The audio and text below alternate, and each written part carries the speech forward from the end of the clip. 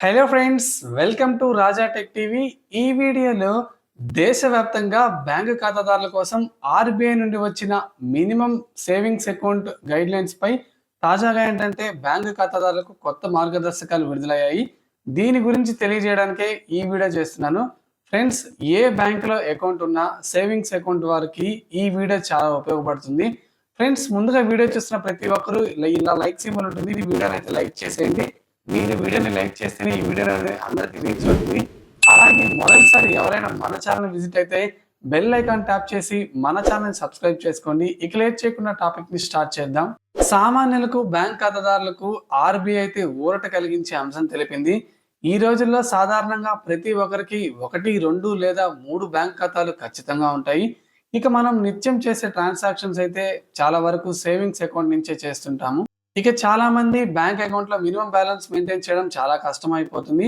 ఒక బ్యాంక్ లో అకౌంట్ ఉంటే బ్యాలెన్స్ మెయింటైన్ చేయడం ఈజీయే, కానీ 2, 3, 4, 5 బ్యాంక్ ఖాతాలో అకౌంట్ లో డబ్బులు ఉంచడం అనేది అసాధ్యమైన పని. దీనికి సంబంధించి ఆర్బీఐ కొన్ని కీలక గైడ్ లైన్స్ తీసుకొచ్చింది. ఇక బ్యాంకులో అకౌంట్లు సాధారణ ప్రజలు, కర్షకులు, కార్మికులు, ఇలా మనకేంటంటే కాలేజీ స్టూడెంట్స్, ఇలాగా అన్ని వర్గాలకు చెందిన వారికి బ్యాంకులో అయితే ఖాతా ఉంటుంది. గడిచిన 2 ఏళ్లలో ఎలాంటి ట్రాన్సాక్షన్ జరపని బ్యాంకు ఖాతాలకు మినిమం బ్యాలెన్స్ లేకపోతే ఛార్జీలు విధించొద్దని ఆర్బీఐ అయితే అన్ని బ్యాంకులను కోరింది. అన్క్లెయిమ్డ్ డిపాజిట్స్ ను తగ్గించడంలో భాగంగా తాజాగా రిజర్వ్ బ్యాంక్ ఆఫ్ ఇండియా ఈ సర్క్యులర్ ను జారీ చేసింది. ఆర్బీఐ కొత్త గైడ్ లైన్స్ ప్రకారం వాడుకలోని బ్యాంక్ అకౌంట్ ను నిరుపయోగంగా ఉన్న బ్యాంక్ అకౌంట్ల ఖాతాల విషయాల్ని బ్యాంకులు ఎస్ఎంఎస్, లెటర్ లేదా ఈమెయిల్ ద్వారా బ్యాంకు ఖాతాదారులకు తెలియచేయాలి. ఒకవేళ బ్యాంకు ఖాతాదారులు అందుబాటులో లేని పక్షంలో మనకేంటంటే నామినీకి ఈ సమాచారాన్ని అందించాలని రిజర్వ్ బ్యాంక్ ఆఫ్ ఇండియా బ్యాంకులకు సూచించింది. ఇక సేవింగ్స్ అకౌంట్ లో బ్యాలెన్స్ ఉన్నప్పుడు మినిమం బ్యాలెన్స్ మెయింటైన్ చేయనప్పుడు విధించే ఛార్జీ పెనాల్టీని నిలిపివేనైతే మనకి ఆర్బీఐ బ్యాంకులకు సూచించింది. అయితే ఈ నిబంధనలు అమల్లో ఉన్నప్పటికీ కొన్ని బ్యాంకులు మాత్రం పాత పద్ధతినే పాటిస్తున్నాయి.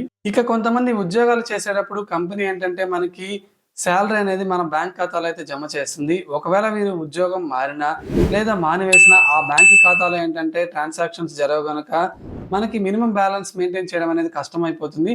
అప్పుడు కస్టమర్ నుంచి ఎలాంటి ఛార్జీలు వసూలు చేయకూడదని బ్యాంకులకు ఆర్బీఐ సూచించింది. అయితే ముఖ్యంగా ప్రైవేట్ బ్యాంకుల్లో ఎక్కువగా ఈ ఛార్జీలు ఎక్కువగా వసూలు చేస్తున్నారని కంప్లైంట్స్ అయితే వస్తున్నాయి. ఎస్బీఐ బ్యాంకులో ఈ తరహా ఛార్జీలు చాలా తక్కువగా ఉన్నాయని కస్టమర్లు అయితే తెలుపుతున్నారు. ఫ్రెండ్స్, మీకు ఏ బ్యాంకులో అకౌంట్ ఉందో కింద కామెంట్ సెక్షన్లో కామెంట్ చేయండి. అలాగే సేవింగ్స్ కరెంట్ చెప్పండి. ఈ వీడియోపై మీ ఒపీనియన్ని తెలియజేయండి. ఈ వీడియోని లైక్ చేసి మన ఛానల్ని సపోర్ట్ చేయండి.